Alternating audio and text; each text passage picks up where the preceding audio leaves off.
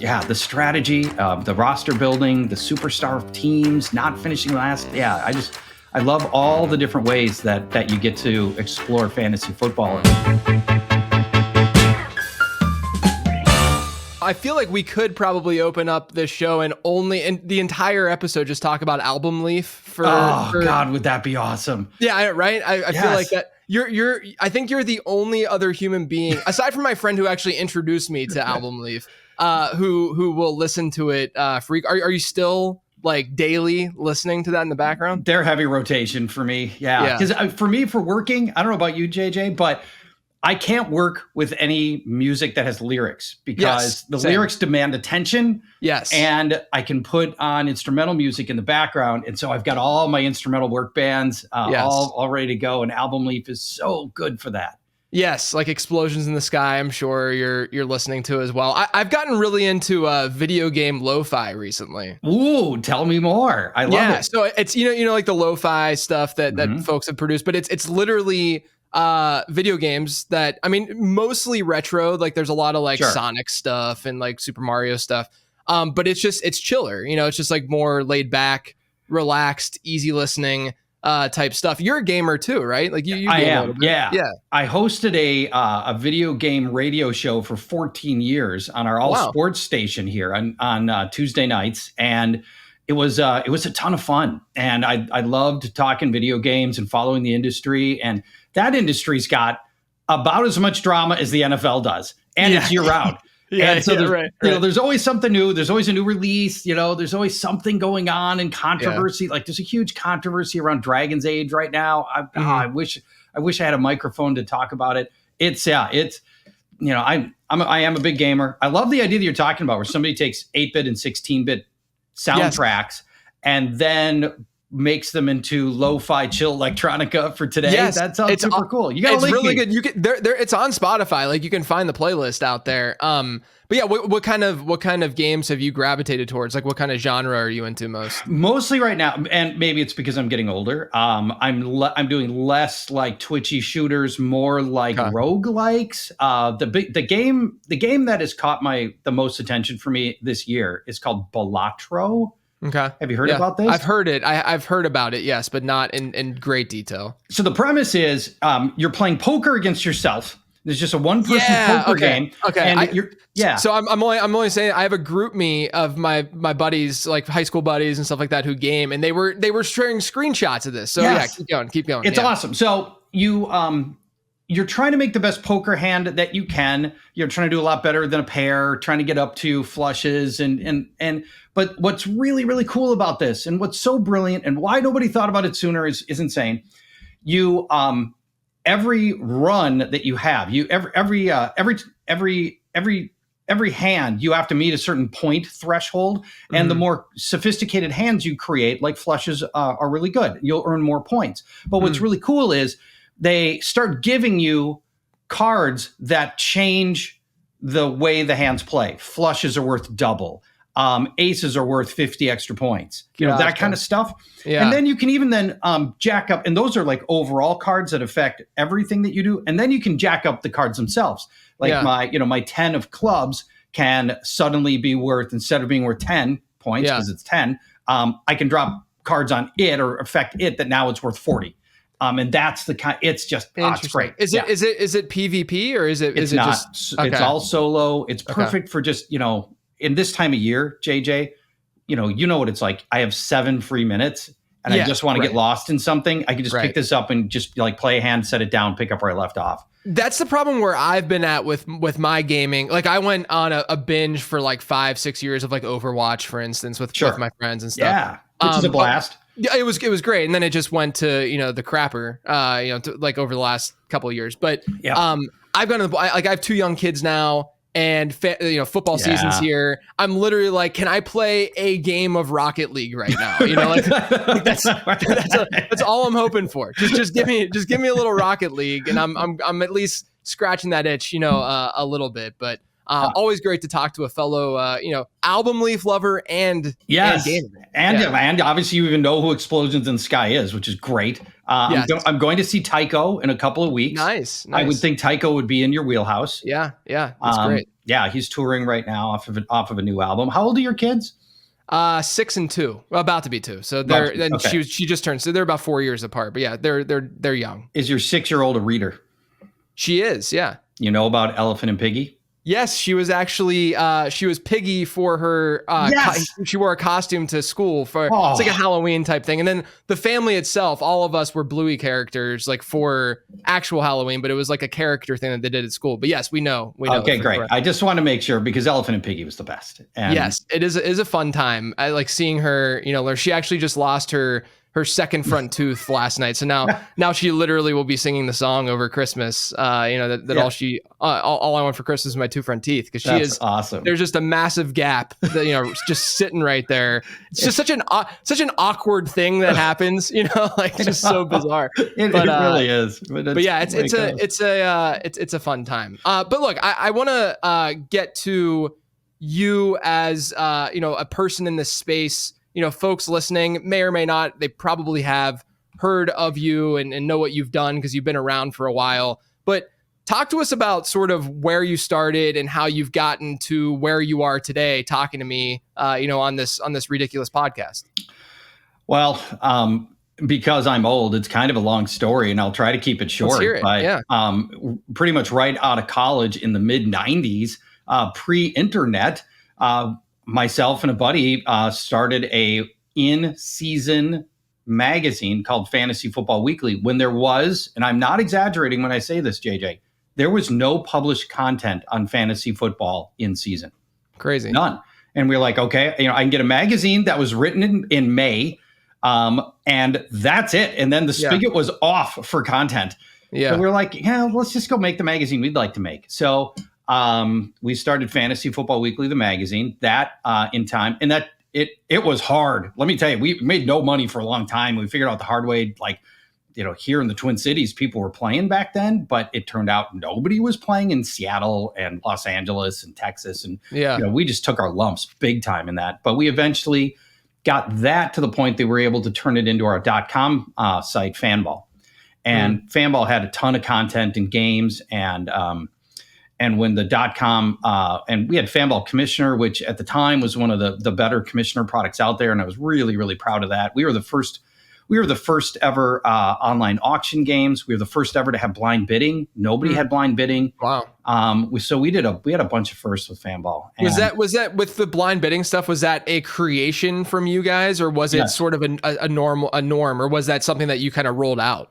Well, we felt strongly that it was the right way to play, that the only fair way to distribute players was blind bidding. And we're doing that in all of our intercompany leagues. And we were like, it's ridiculous that no site has this. We've got to let people do blind bidding. And so then the hard part, honestly, JJ, is we had to figure out how to do it, how to code it. What's the logic to distribute, players in blind bidding? Especially back then, more difficult to do something like that. Because nobody had done it. I remember this. So we had promised the feature, but we hadn't coded it yet until 2 days before it had to be available. And so we were hustling to try to figure out the logic on how to distribute blind bidding bids. Yeah. And that try to get funny. that. That's smart. crazy. Yeah. That's crazy. So then the big thing that happened in Fanball and why we sold Fanball in 2005 was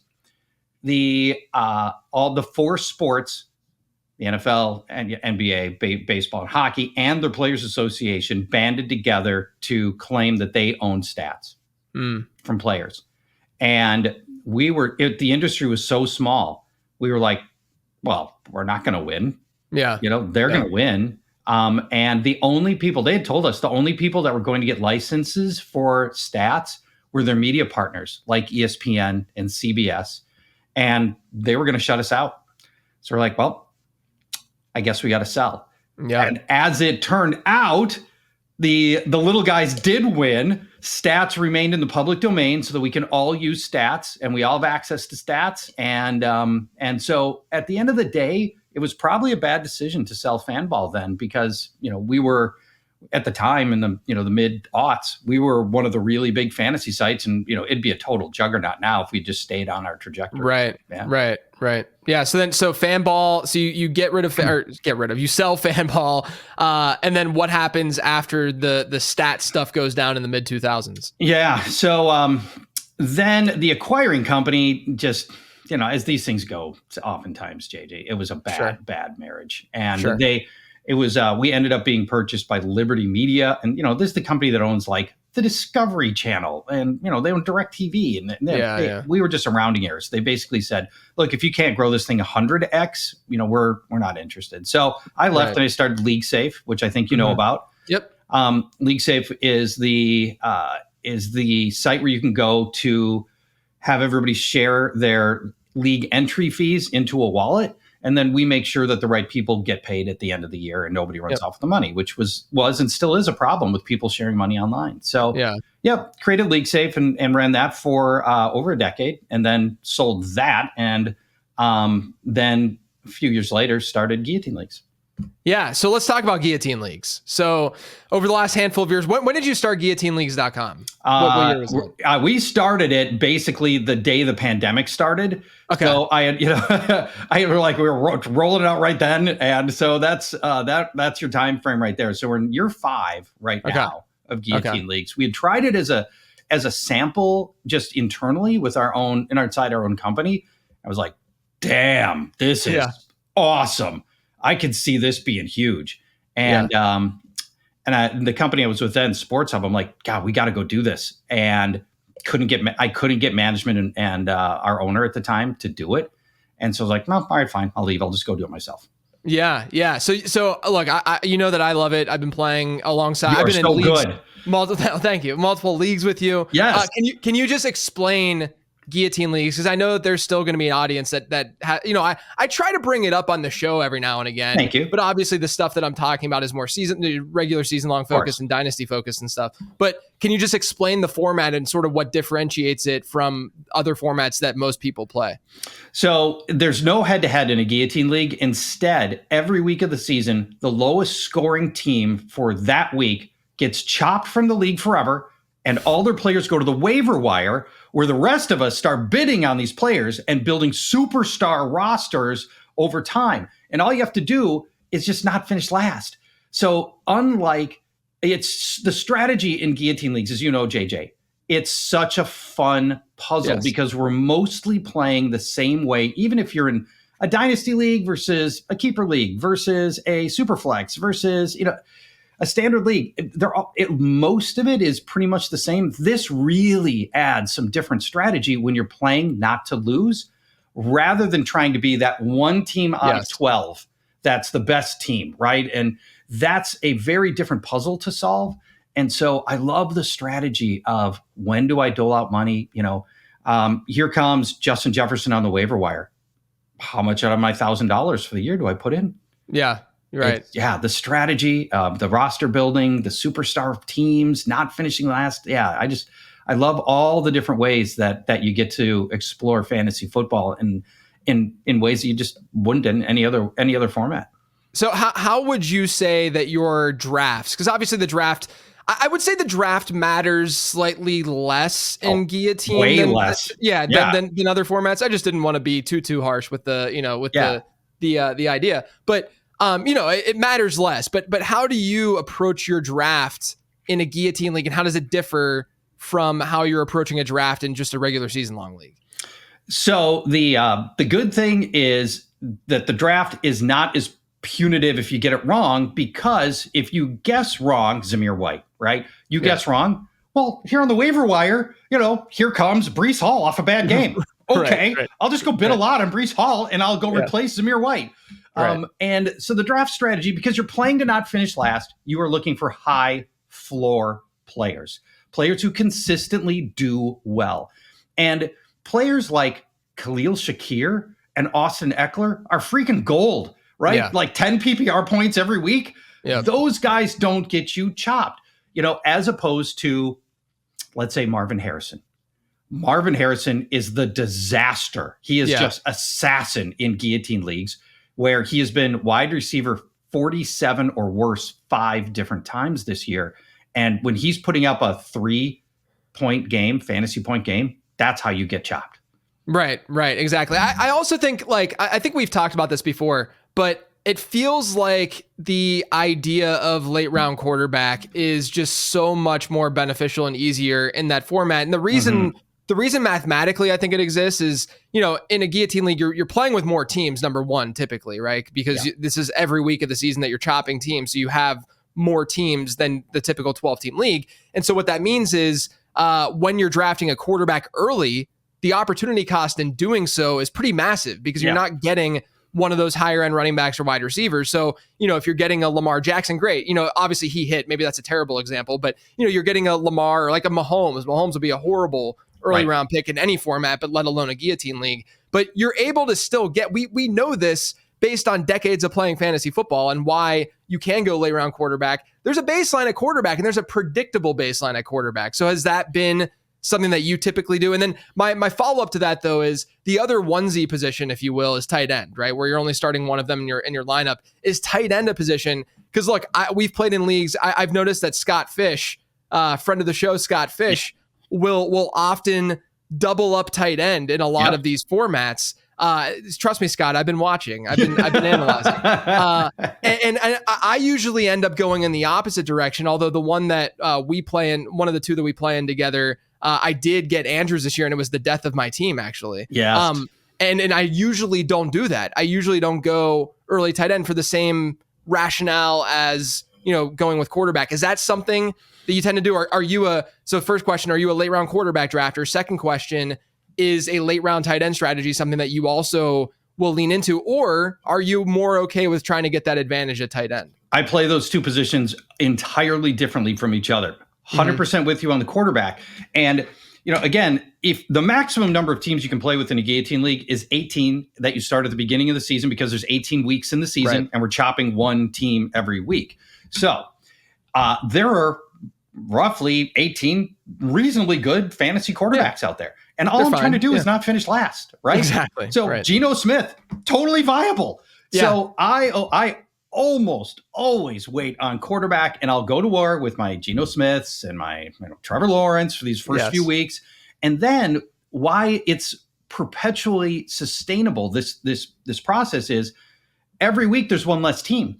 Exactly. So now we go from 18 to 17 to 16 to 15 to where we are today, JJ. There's 9 teams left. Well, there's way more than 9 good quarterbacks in fantasy viable quarterbacks. So every week I can just keep spinning new quarterbacks, see who's on the waiver wire. Last week it might have been, I don't know, I'm trying to think of who might have been cut last week. I don't know, whoever. It doesn't really matter. But I can go find Kirk Cousins or whoever. Yes. And the threshold just keeps going up and up because there are fewer and fewer teams. So to me, I almost never push in all the big money it takes to get the high-end producers. But I'll say this, and you've won guillotine leagues before, JJ. Yes. Because I've been in them with you, and I've watched you win 2 of them. Yeah. By the time you get to December, you need to have your whole roster is just freaking rock star players. That's right. And so now Geno Smith's not going to cut it in week 15, week 16, week 17 when you're trying to finish it off. But by then there's only 3 teams left, and you can still go get Josh Allen on the waiver wire for $10. Yeah, and I think the key to that too is that, like, in an individual week, like we've been, we do rankings every week, and we've been ranking players and understand how this works.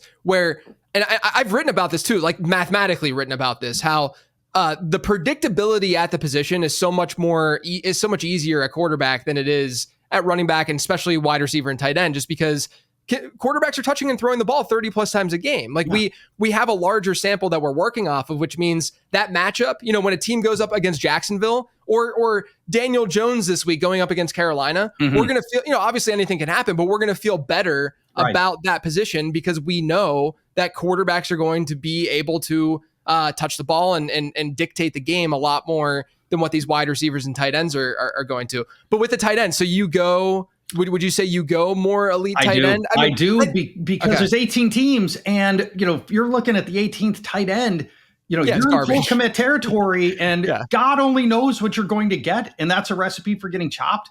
Now this year, with all the tight end trouble we've had outside of 2 weeks ago, going early tight end hasn't really worked this year, but the reliability of having a Travis Kelce has been really foundational for how I've built my teams. And it's just one position where I don't have to spend any money. And people who are desperate at tight end, they push in a lot of chips, a lot of fab to go solve that problem later in the year. And I prefer not to have to do that. This episode is sponsored by Underdog.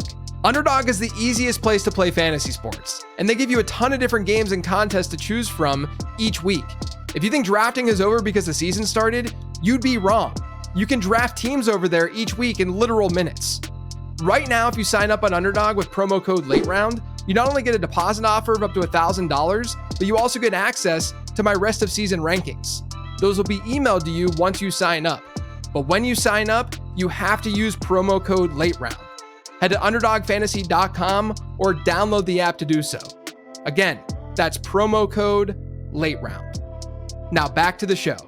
That's obviously the number one thing with this format in trying to be good at it, is to be strategic with how you're spending. And I get questions, I do a waiver wire Q&A with my patrons every single week, and I get Guillotine questions every week. Well, nice. So we talk a little strategy, like we talk about this a little bit. Love it. And my go-to every single season, at the beginning of the season especially, is don't spend early. Don't do it. There's no reason to spend early.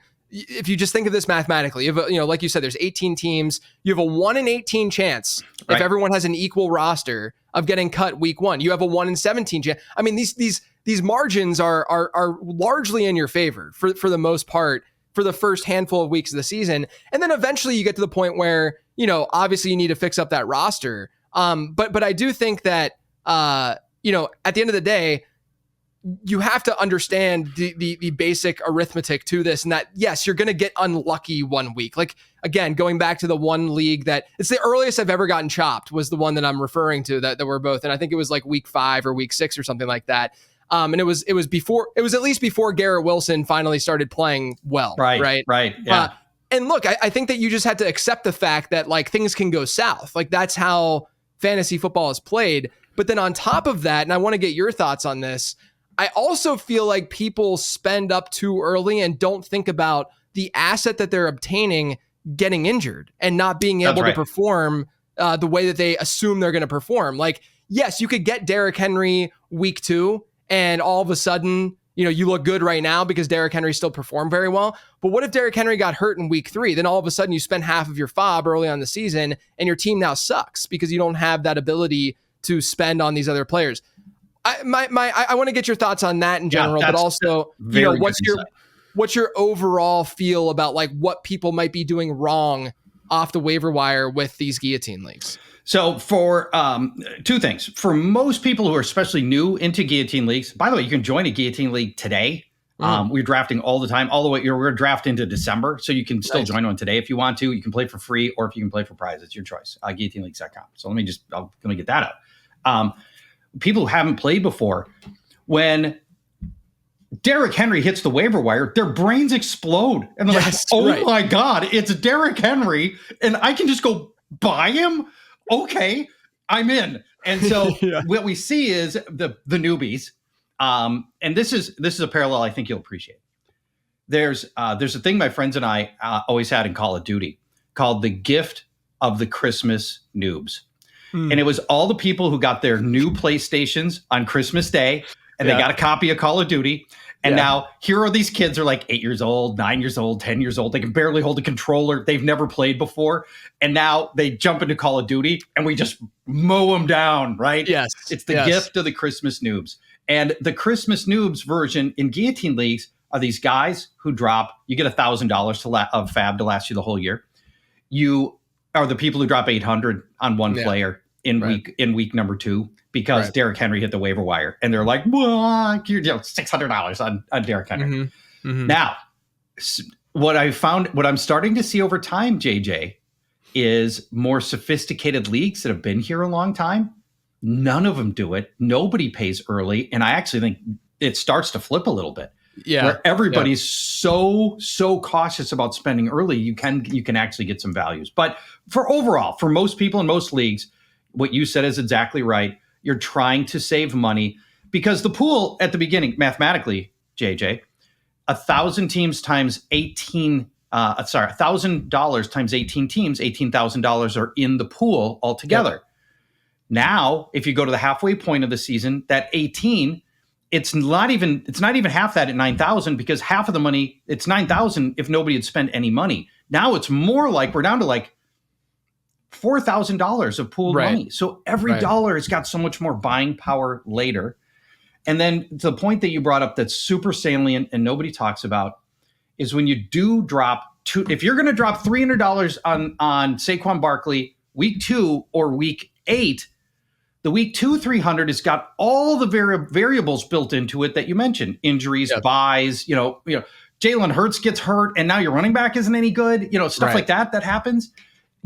All that variance gets baked into that same amount of money. If you spend the $200 at the halfway point, and Saquon Barkley's past his bye, and he's less likely to get hurt with less games left. Yeah, the money is safer spent. I've noticed this year. Myself thinking, because I've noticed the same thing that you have with some of these leagues, like being more conservative and smarter with their spending early. And it's the same, it's the two main leagues I've been playing in, over the last handful of years, or the two, you're in both of them too. And I've noticed the exact same trend, right? And so what I've kind of started doing is lean into what I'm calling like secondary mid-tier players, right? Where the Jawan Jennings of the world, where especially early on in the season, where let's just pretend like a Jawan Jennings was where he's at right now, where people are kind of like, they're not like super into him, but they're not super off of him. It's just he's a mid-tier player. It seems like those guys become bigger values because you're only having to spend $10 to $15 to get one of them versus a $250 Devontae Adams bid or something like that. Have you noticed that being a path for you as well? As opposed to spending up on some of those higher end guys early, especially in these leagues where, this is just not happening as frequently. Yeah, basically I'm now giving out all of my strategy tips that I use because you're hitting on all of them. In the first half of the season, my bidding is, I always bid on the expensive guys, but I never get them because I don't bid nearly enough money. Right. But the guys I land are in the $15 to $20 range. It's to mention again names because they're easy off the top of my head: Khalil Shakir, Austin Eckler. Yeah. Those guys will keep me alive until November. And then once we get into closer to Thanksgiving, I've still got money left to start putting together my end game roster. Khalil Shakir and Austin Eckler are not part of my end game roster. Yeah, right. 10 PPR points ain't going to get it done. Yeah. But I've got enough fab stashed that now I can start spending and start building players. And when we get to this time of year, I'm focusing. I do not bid on Austin Eckler and Khalil Shakir unless they're at like the $1 level. Right. I am looking for end game players to build my roster. I need to have top 10 guys at every position if I'm gonna win this thing. And what's really important to remember, number one, obviously the waiver wire pool is just way greater and more fruitful because there's only 3 or 4 teams left, or however many teams towards the end of the season. And so obviously there's more players that are available, but also as each week goes on, the teams that are losing have better rosters. So that it's going to be even infinitely better than it was, the week prior. And I feel like that for whatever reason gets lost a little bit too. It's a great point. And the teams that get cut, even now at this time of year, they're shockingly good. Whereas the teams that were getting cut in week 1 were, they were bad teams because there were 18 teams. And I'll just throw out an example in one of my leagues. The team that got cut in week 1 had this roster. Let's see here. Caleb Williams, Aaron Jones, Miles Sanders, Keon Coleman, Rashid Shaheed, Dalton Kincaid, Gabe Davis, Isaiah Likely. Yeah, mostly bad players. Yeah. The team in that same league that got cut last week had Josh Allen, Joe Mixon, Jonathan Taylor, Marvin Harrison. We talked about him as an assassin in this format, which he is, right?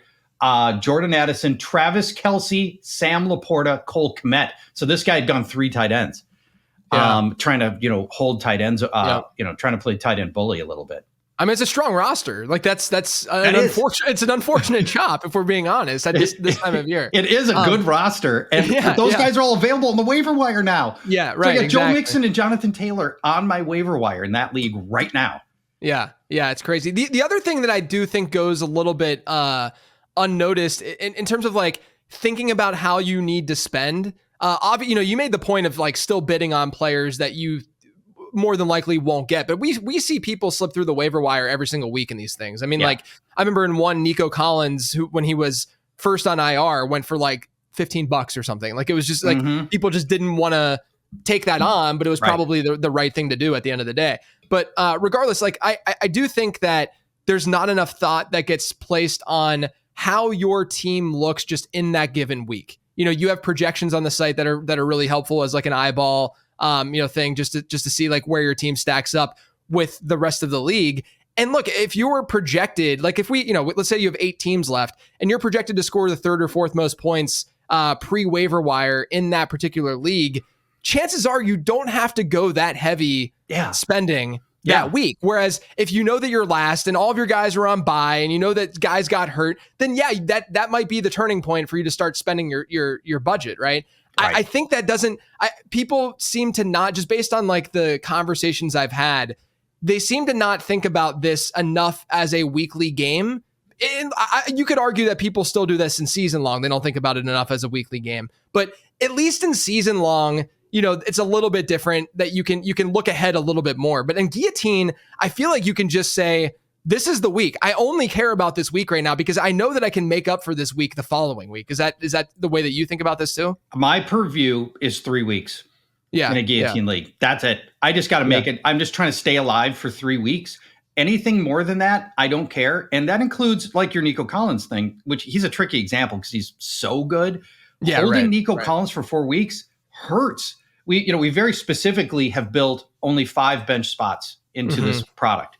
Exactly for which is our recommendation, exactly for this reason, so that you have to make hard decisions on using a roster spot for 4 weeks on Nico Collins. Now, again, Collins worth it, but a lot is T. Higgins. If T. Higgins hits IR, 4 weeks. I need to stay alive for the next 4 weeks. Well, especially this time of year when there's easier players to replace that guy with. Like if this is a week 2 thing and Nico Collins hits IR and he's out for 4 weeks and you can get him for $15, let's say, obviously it's going to be more competitive than that. But if you could get him then you would probably do it, or you would want to do it more because that roster spot matters less. But this time of year, those roster spots are starting to matter a whole lot more than they did week 1, week 2. Yeah, exactly. Yeah. So the just my focus is only on the next few weeks and just stay alive. Yeah. And it's part of the nuance of the Guillotine League. It's just so different. All the stuff we're talking about. I can only imagine what's going through the mind of somebody who's only hearing about this for the first time now. It's true. They've got to be like, what the bleep? Yeah. That's very, very true. Do you have a preference? This is the last question I want to ask about Guillotine Leagues. Do you have a preference with how playoffs go down in these? Because I played in both. I played in where you get the 3-week playoff, I think it is, and then it's just cumulative points. And there's I think at the time there weren't roster moves too. Or the everyone just keeps getting chopped as the season goes on. All right. So the 2 formats is we just keep chopping every week all the way to the end. But if you want to try to introduce more fairness into your playoffs and really try to evaluate who the best teams are, when we get to the final 4 teams, which then the playoff lasts 3 weeks with those teams, we just do cumulative total. There's no chopping anymore. Those 4 are going to stay alive for the whole, for the final 3 weeks. And then whoever's got the most points wins. And, in some ways that's a more fair way to determine who had the best roster, but it takes some of the drama out. I mean, the drama of the Guillotine League is the fear of getting chopped. And when there's only 4 teams left, you got a 1 in 4 chance, which, you're sweating the whole time. Yeah. I mean, I remember the 1 year where I won the 2 leagues. One of the teams, we had both formats in the playoff formats. There was the one where everyone was getting chopped and then the other one where it was cumulative points. And, to your point about fairness, I do think it was fairer, if you will, because there's less variance involved whenever you're doing a 3-week thing as opposed to a 1-week one. but there was zero drama in the final week of the season because I think I had like a 75 or 80 point lead on the rest of the league. It's just like, all right, well, I guess I won this league. Right. Yeah. So I do see, the pros and cons to each. But that might have been the Alvin Kamara 6 touchdown year. I think it was. And I think was Cooper Kupp really good that year too. And I think I just had I had a ton of budget left versus everyone else, and I just played bully for the final 4 or 5 weeks of the season. And it was to your point, what'd you call it? The Christmas noobs, right? The Christmas noobs. That's what we say in Rocket League too, on like a Friday night when everyone's drunk and they get on Rocket League late, and we're able to just get some wins, stack some wins against them. Right. But yeah, it was a Christmas noob thing where literally no one had more than $5, and I think I had like 200, and I was just able to do whatever I wanted. Pick all the best players. Yeah. It's crazy. You're doing things. You're like, okay, should I bench Justin Jefferson in this game? Right. I might. He's got a tough matchup. I might bench Justin Jefferson. Because I've got other better players with better matchups. Yeah. It is kind of nice with Guillotine that and I had this discussion on one of my live streams where, with what I'm doing in particular, like I'm not a DFS analyst because it's a completely different economy. I just don't have enough time in the day to really like be a great DFS analyst. So I'm not going to pretend to be one. But when it comes to like season long and even dynasty, our focus really like 95% of our energy is on middle tier players, right? It's on, am I starting Khalil Shakir or Michael Pittman? Like it's on that type of player because those are the decisions that we have to make. We're never benching Justin Jefferson. We're never benching Cooper Kupp or Puka Nacua whenever they're healthy. And so I think that's the element of this too, where you go from the bottom of the barrel players in week 1 that you're considering starting all the way towards the end of the year, you're all of a sudden discussing Cooper Kupp or Justin Jefferson, like that it's unique from that perspective where in DFS, you are having to analyze the high end matchups a lot more than you are in season long. That's just the nature of the game. But then you start to have to do that in this format too. That's right. And you go from week 1, you're like, Tyler Algier, just get me 50 yards. That's all I need, baby. And then by the end of the season, you're like, AJ Brown? Yeah. I don't think so. You're literally pumped for like a 3 catch performance from your running back. That's all you need. Doesn't even matter what they do on the ground. You're good to go. All right. So guillotineleagues.com. People can check that out, play, all that good stuff. It's a really, really fun format. But let's now pivot and talk a little player analysis because we had the trade deadline come and go. Some movement, probably a little bit more movement than we've seen, in the past. Although I did see a tweet. It was the first time, I believe, at the trade deadline that a future first was not moved, which was kind of interesting. Okay. Yeah. All right. Someone can fact check me on that though. But let's talk about a little player analysis. We get, it sounds like Zach Moss has a pretty brutal injury. Yeah. We don't know. I think he's just out indefinitely at this point, but usually that means a long period of time. And then obviously you see the action that they take. They go and they get Khalil Herbert. So my question to you is, what are your thoughts on this backfield now? I mean, Chase Brown last week saw every single running back rush. He was looking like a bell cow. Yep. How does this Khalil Herbert move impact him? Well, I think the impact's going to be minimal, in part because we know how Zach Taylor works. He has been a bell cow guy. Joe Mixon, 2 of the last 3 years, was inside the top 5 in rushing attempts. Over the last 3 years, 19 carries per game. I mean, it's just I think we know what Zach Taylor wants to do if he's got the right guy. And Chase Brown looks good. I have a little bit of worry just because, we haven't seen him be a bell cow before. So, maybe Taylor feels differently here. And this isn't a slight on Khalil Herbert, who I think is a pretty good jack of all trades, utility guy, do a little everything. But I think Taylor's going to go back to doing what we saw him do with Mixon. And by the way, Mixon wasn't even good at it for the last 2 years. He was 4 yards a carry and 3.9 yards a carry. I mean, Mixon was really struggling. We're getting way more dynamic and better play out of Brown. So my inclination is to think that Brown's going to retain the majority of the work, not 100% like last week, obviously. Yeah. Right. But I could see this thing going 75-25. What do you think? I'm with you. And the other thing that I found interesting about this move is that Chase Brown with Zach Moss was not seeing the field in circumstances, pass protection, long down and distance, stuff like that. So like Zach Moss was really the negative game script back, if you will, for that Cincinnati team. And Chase Brown, his rookie year, barely played on third down. I think he only had like one catch on third down or something like that. And no goal line use. Yeah, right. And so what's interesting though is that you could make the same you could have the same issues, if you will, with Khalil Herbert. Like he's played a very similar role throughout his career. People have questioned his pass pro. He hasn't been much of a receiver. And so it does seem like more of a redundant piece to Chase Brown, which tells me, to what you're saying, I think this could be, if someone in your league is sitting there saying, oh, they're going to go back to a 50-50 split, or maybe, obviously we started seeing things trend Chase Brown's way before the Zach Moss injury. Yeah. But if someone's sitting there and they're saying, oh, I'm afraid because Khalil Herbert was really efficient in Chicago, which he was, a lot of that efficiency was just ground game efficiency that Chase Brown can also be and do. Like that's what Chase Brown's bread and butter kind of is. And he's the incumbent, if you will. Like he's the one who was already there in that backfield. So I almost feel like this is a buy moment for Chase Brown as a result of this. If the sentiment is changing with Brown, I'm just not sure if it is or not. Yeah, I've got Chase Brown in a lot of leagues. My sentiment did not change, but others might be feeling differently about it. And if you've got an owner who's a little bit rattled right now, this might be your opportunity to go make a pitch on Chase Brown. So let me ask you this: Chase Brown, from today forward, finishes as RB what?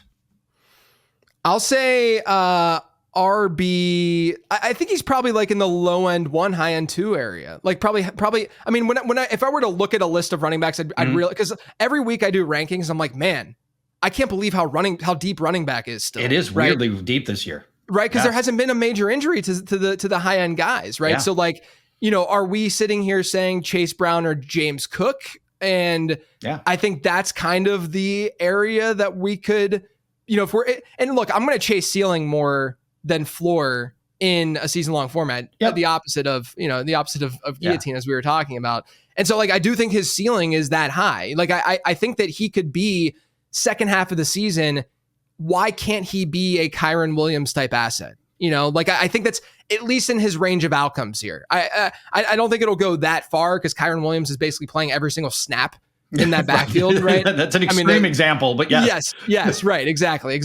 So I don't think it'll go that far, but I think like from like a target share perspective and like a running back rush share perspective, I do think that's in his range of outcomes. I would just lower it obviously because it's not locked in. But yeah, I mean, would you say higher than a high end too? Do you think he's in? I think he's in the top 10 overall. Yeah, Chase Brown will finish in the top 10 overall, and part of it is because I like the usage has evolved so much. He's now getting routes run. He's got last week he ran 26 routes, week before 16, 2 weeks before that 19 routes run. Now he's getting inside the 5 carries. That had been Moss's territory. Now that's his. And by the way, he's converting those to touchdowns. I believe 3 of 4 carries from inside the 5 he's converted into touchdowns. Long down and distance, he's on the field for those plays. You are 100% correct that he was not at all on the field before. Now he's been on the field multiple plays in 6 straight for Chase Brown in long down and distance situations. So all the usage is there. The usage is there. Yes. It really comes down to how much this team is going to end up trusting Khalil Herbert to play a relatively significant role on early downs. I think. Like I think that we've gotten to the point where Brown is more than likely going to see, at least from where he was with Zach Moss, going to see more of that pass catching work where, the down and long down and distance stuff like that's unbelievably important. That was literally the thing that we needed to unlock his upside. And I will gladly take that with a slight decline versus last week in running back rush share and backfield share, because we know that receiving is just so much more valuable in fantasy than what we're going to get out of the rushing stuff. Let's talk about the other name that you brought up in this conversation that I think in the minds of most sounds more valuable, James Cook. If I had to go to war with the rest of the season for one, I'm on Chase Brown, who I think is in much less of a threat to lose valuable carries, whether it's at the goal line to your quarterback or whether it's to Ray Davis or Ty Johnson. I think Chase Brown, I just feel like the workload is going to be so high. To use those two as an example, if somebody offered me that trade, I want to be on the Chase Brown side. Yeah, I think it's valid. And look, James Cook has not had a high snap share basically all season. Like it's not his production. He's played a little bit out of his mind. He's run pretty pure with touchdowns, and Ray Davis looks very, very good. And so I do like, I think it's like, I at least think it's a very, very, very strong discussion to have, you know, like that. And the fact that we're having that discussion shows us and others that things could go very, very well for Chase Brown during the second half of the season and into the fantasy playoffs, which is music to my ears as well. I desperately needed something like that to happen. Me too, in several leagues. I'm with you on that. Yeah, Chase Brown's a little bit of found money right now, and it feels good. Yeah. Let's move on to DeAndre Hopkins. He has this big Monday night. Would you say that you're more bullish or bearish on him versus what you think the market might kind of feel about Hopkins rest of season? You know, we see this monster game, decent enough target share. I think it was like 21, 22%, something along those lines. What do you see out of Hopkins? Like, do you think that he's a locked in top 20 guy at wide receiver now rest of season, or are you more still in like the wide receiver 3 range? I'm more cautious than that. I mean, last week was the perfect storm. Storm. You're playing a bad defense, missing Jamel Dean. So they're throwing out, third and fourth string cornerbacks. Funderburk? Who? Yeah. I mean, And so, and then also, of course, Juju Smith-Schuster was out. And I think this is really important because Hopkins ran about half his routes from the slot. This is not a guy who runs from the slot a ton. And because Juju was out, they moved him in the slot. I think when Juju comes back, that Juju's going to take a lot more of that slot work away from Hopkins, and it'll be more traditionally outside, which is not necessarily a problem. But usually your best opposing cornerbacks, like Patrick Surtain's coming up, right? Isn't Patrick Surtain this week? Yeah, Patrick Surtain's coming up. Yeah. And if Juju's back in, Juju plays the slot, Hopkins is outside. Now he's got Surtain. And so I think that I as much as I want it to work, it is like, hey, you could be the number one receiver for Patrick Mahomes and unlock this offense in a way that nobody has since Rashee Rice. I don't know. I feel more cautious on Hopkins than I think most people do. And maybe you have a different opinion on this. I think I'm a little bit more bullish. Not that I think that he's like not that I think that he's like a wide receiver 1 after last week. My thing is, though, I do think that your feeling about Hopkins, you or anyone listening, will probably depend to some degree on how you felt about him entering the season, if he's dust or not. Like, is he right. DeAndre Hopkins of old to some degree? A lot of my analysis pointed to him actually being a really decent draft target this year, which I'm usually not in on the olds and the 12-year vet. Yeah, this is not the type. But when you had middle round wide receivers who are past like year 9 in the league, like I'm talking like legit veterans, there's almost a survival bias that's going on with those players because they're in the middle rounds still. They're still getting drafted in the middle rounds, but they're old, right? So you have to ask yourself why. Well, it's probably because they're pretty good at football. Like having a guy who's over 30 years old at wide receiver getting drafted in the middle rounds. And then the other piece to that was his peripherals, his yards per route run last year, actually quite strong. Like they were good. And even in Tennessee this year, which was what kind of made me, this is what got me a little bit excited about him moving to Kansas City. If you look at what he was doing in Tennessee on like a yards per route run basis, on a targets per route run basis, especially because he was only running like a route on like 50% of their dropbacks because of the injury and stuff. But his yards per route run was like more than half a yard better than anyone else on that team. And now I understand we're talking about an aged Tyler Boyd and a player in Calvin Ridley who just seems like he's just not it. But at the same time, that's a very, very stark difference in that efficiency and in that production. So my thing was, I think DeAndre Hopkins is not totally washed. The point about the slot is very, very valid. I wonder how much they'll shift things and move them inside out a little bit, and like maybe staple. Like there are ways that can shift and stuff. I think he's around wide receiver 20-ish. But yeah, like obviously something like this could go south because we're talking about a 32-year-old wide receiver at this point. So right. Yeah, there's a lot of fear involved in this. I'm flex level guy that I think will be in lineups for most of us most weeks. Yeah. And I just think there's going to be inconsistent results with him and maybe a fairly high degree of touchdown dependency for DeAndre Hopkins.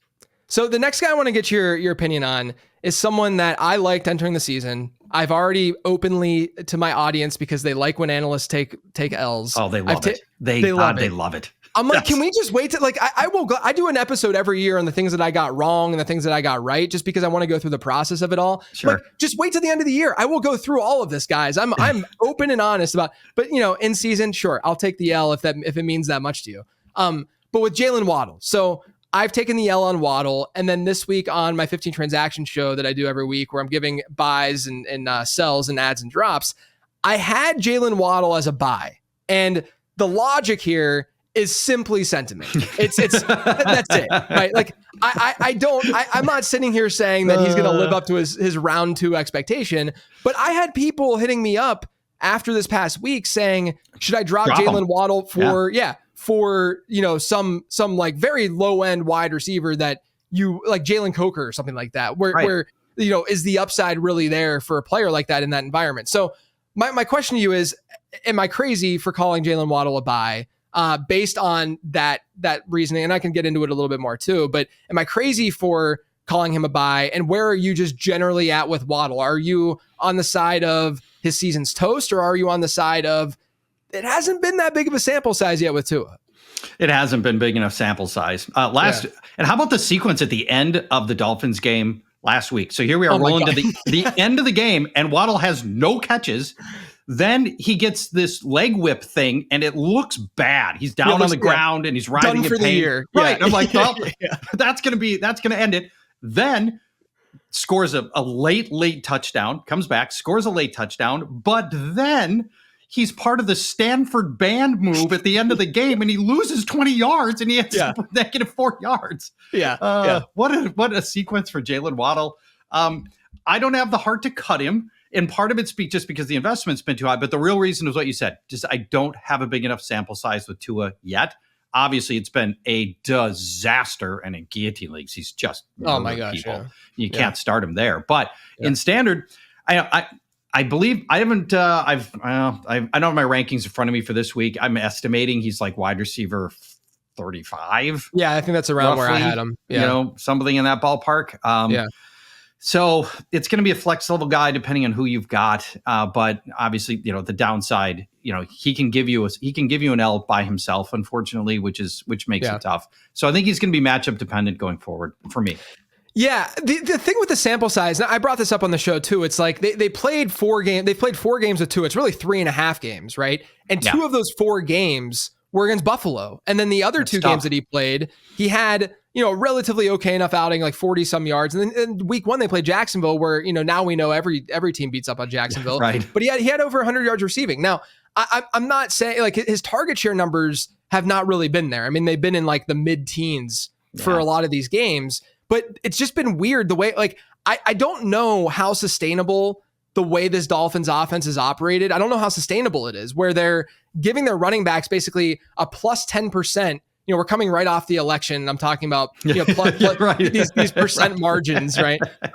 These running backs are getting plus 10% target shares versus last season. And the story that no one's really talking about is that the tight ends are also seeing that margin. Yeah.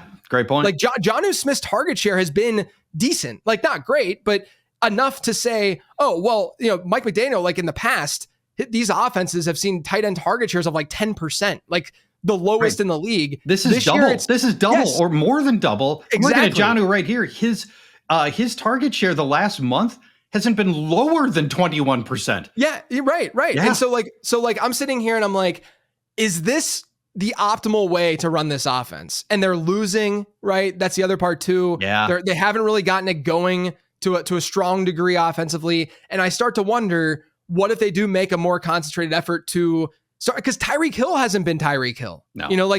That's the other piece of this, is that I always try to look at like the team environment to see what other guys are doing in that on that team and in that offense. And if Tyreek Hill were just destroying and all this was going down, I would probably feel a little bit differently. But the fact that he's been down a little bit too versus expectation, that also kind of makes me feel a little bit more optimistic about Waddle. Maybe that's copium to some degree, after spending 2nd round picks on him and best ball and stuff and seeing those teams just flame out. But I just think when you're talking about a talented player, we have so much evidence that he's a talented player. I don't want to give up on that too soon. Yeah. That's what it comes down. And it feels like it's a hair too soon, but it's fair to just look at the totality of this season as well and say, how come Mike McDaniel hasn't been able to manufacture the ball into Tyreek Hill's hands or Jaylen Waddle's hands? They're key figures this offense. And no matter how bad your quarterback is, it shouldn't have been as bad as it was.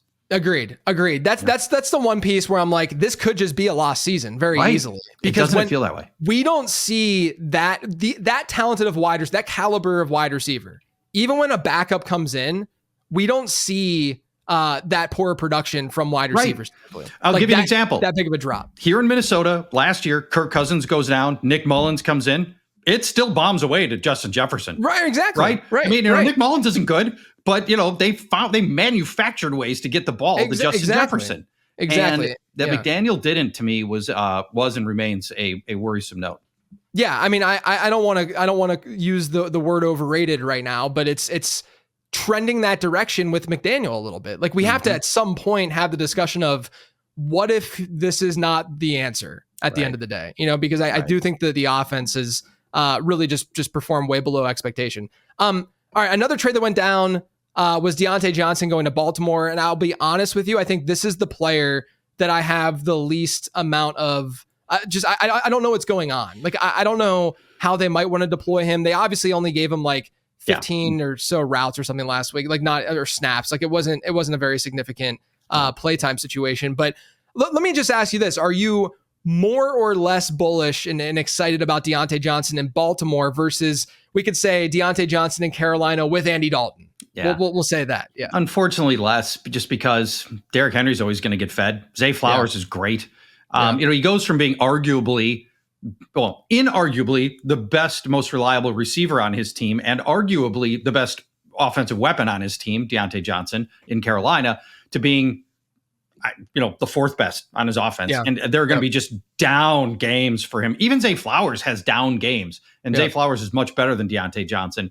And so I think we're just going to see some epic duds. And, you look at what everybody else, every other secondary receiver has given us for the last 2 or 3 years. And it's disaster grade level stuff, Bateman and Aguilar. I think I've dropped Diontae Johnson in all of my Guillotine leagues. In standard leagues, he's hard to drop, but man, he's going to be really tough to start. And I got to have a very specific reason. I got a matchup I love, a cornerback who I think he's gonna hook up with that I don't like. Diontae Johnson to me is going to be a really tough start. And I'm again, I don't have my rankings in front of me at the moment. I'm guessing he's like wide receiver 50 this this week, and I think he's going to be in the 40s a lot of weeks. Yeah, the problem too is that you have to look at coach speak to some degree just to see how they might want to deploy him. Like you just want to get that understanding. And it wasn't the strongest endorsement of Diontae Johnson when they talked about him when he went to Baltimore, where Harbaugh was talking about how they think that they have 2 top 20 guys in Rashad Bateman and Zay Flowers. Now, a lot of people like I think Josina Anderson reported this, and she was talking about how they're top 20 in yards, which obviously is not necessarily, it's not telling us the talent level. Right. But then, they're talking about using him on special teams and using him for depth and stuff like that. We all know that he's a talented player. It's just a matter of, if the deployment's not going to be there on a team, like you said, it's not even so much like, to me, that they're going to lean run heavy and stuff. Like that's definitely, I shouldn't say not so much. That is a core piece of this, but it's to your point about game script, where we've seen this year games where they win early and it's game over, and they're not like point.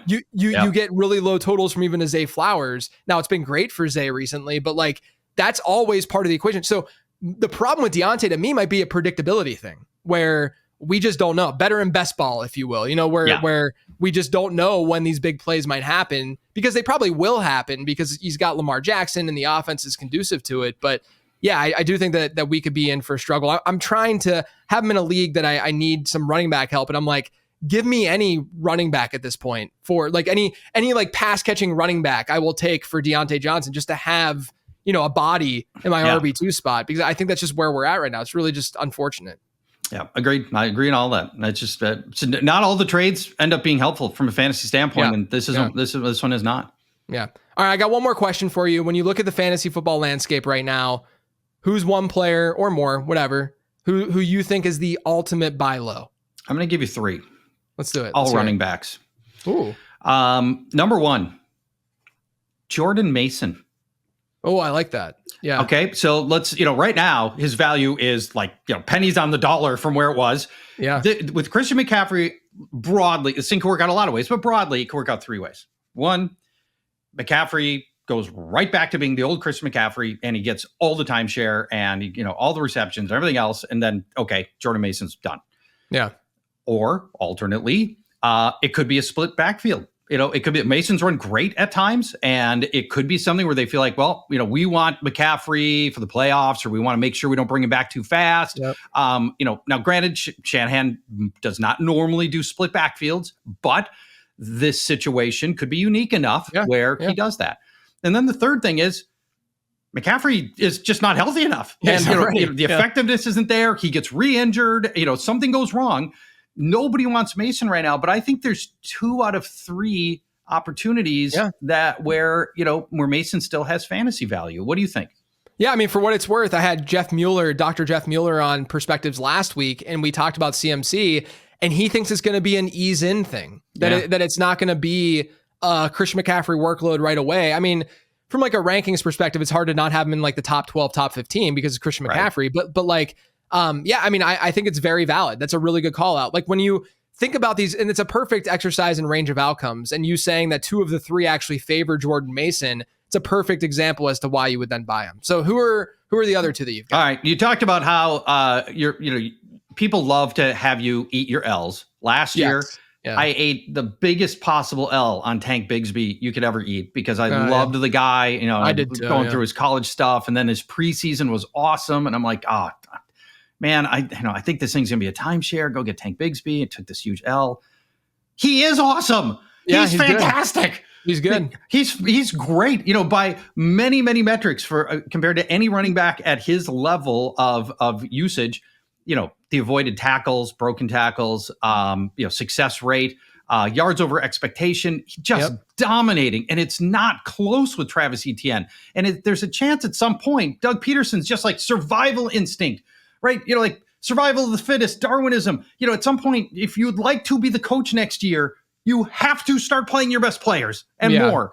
That could start sooner than later for Tank Bigsby. So maybe he could be a league winner if Peterson decides that he's going to focus his offense, or at least the running game, around Tank Bigsby. What do you think of that option? You know what's really funny? I'm having a photographic memory moment right now where I remember sending you the prospect guide last year that I did.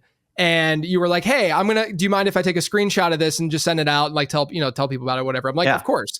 And you decided the one player that you chose was Tank Bigsby. Was Tank Bigsby. And so there's a write-up of from my prospect guide of Tank Bigsby and all these metrics that really favored him. And I'm like, he's a bigger bodied guy. He actually had a relatively okay receiving profile and this and that. He had really good production. And like, this is why the model does seem to like him a little bit. And it makes sense now because it seems like you liked him. So you probably were like, oh yeah, here's a confirmation bias. Right. But it's hilarious. It's come full circle where of course that's the one who busted like none other last year as a rookie. Right. And then, fortunately now this is why we don't take early L's at the end of the day. This is why. Okay, but they want us to, and you know that. They want us to. They want us to take early L's. That's why people wanted me to take the early L on Chase Brown earlier this season. Oh, yeah. Yeah. So I feel that's making me look, I'll get plenty of stuff wrong, but that was not one of those things. That is not one of those things. And then I'm just going to staying with running backs. Another running back that I just think is the best back in his backfield, and sooner or later they might just decide that Bucky Irving needs to be our primary back. Yeah. He's so slippery. He runs so hard. It's so hard to get squared up on tackles on that guy. I adore watching him run. And just sometimes you just feel like, the talent level is so good that teams have to figure this thing out. Right now, among players with at least 70, I'm just pulling this up live, with at least 70 touches, Bucky Irving's got 83 rushes. his avoided tackle rate is 33%. He's averaging 5 yards per carry. He's the best back Tampa's got by a lot. Yeah. He's been very, very good. What do you? Here's a question. When there's coaching changes and such, like we're seeing in Vegas right now, like I was off of Zamir White this year. And so I'm not saying that I think that his talent is like through the roof, but are you like in deep formats? One of my recommendations this week was to just stash Zamir White and see what happens. Because because at the end of the day, just to your point about like Tank Bigsby and even, I mean, I guess all of these to some degree, like you're saying this is a coaching decision at the end of the day with these running backs. Right. Yes. Right. That's all this is. And I'm not saying that I think like Zamir White is dead last in the league right now in success rate. Like he's been horrifically bad. Been really like, bad. Yeah. He's literally 2024 Alexander Madison, ironically in the same backfield as Alexander Madison, or, you know, he's been as bad as what Tank Bigsby was last year. But I also think, you know, running back to the point of Tank Bigsby, we often overstate how good or bad a running back is when most of them are just clustered in the middle. Like very rarely do you have guys who are just you know, Kristen Michael types that are just horrifically bad to the Saquons and the CMCs and stuff. A lot of them are just replacement level guys. And so my point is, if a new coaching staff steps in and they have a really good playoff schedule, which is another reason for it. But like if a coaching staff steps in and they say, hey, we want to give Zamir White a little bit more work. This is a 14 teamer, you know, deeper bench type format. That's kind of the direction that I like to go in this time of year too, where like if there is stuff that's just being shifted around within an offensive organization, I'm kind of intrigued to do the opposite of what everyone's assuming is going to happen. But you know, again, this is Zamir White that we're talking about, and I'm not calling him a buy by any means. Well, I mean, for what he cost you, it's a value buy, right? It costs you nothing, like a roster spot. All the opportunity cost is that, you know, that seventh wide receiver on your team. And you know, you talked about guys who are at the bottom of metrics through 3 weeks.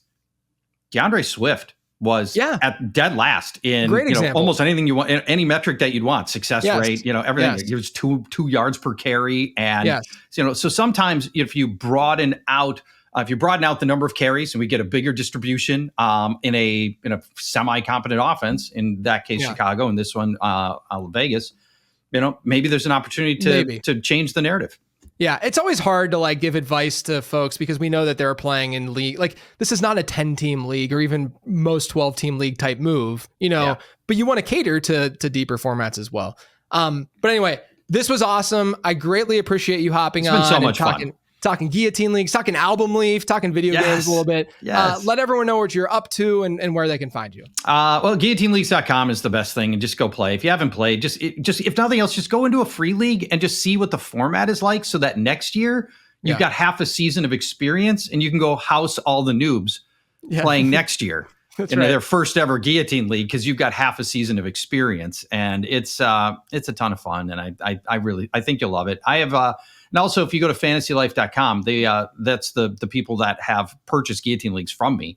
And I still work there because they love Guillotine Leagues and I love Guillotine Leagues. We have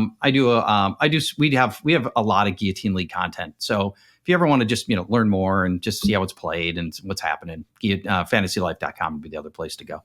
Awesome. Make sure you check out lateround.com. Follow me on Twitter @lateroundqb. As always, everyone, thanks for tuning in.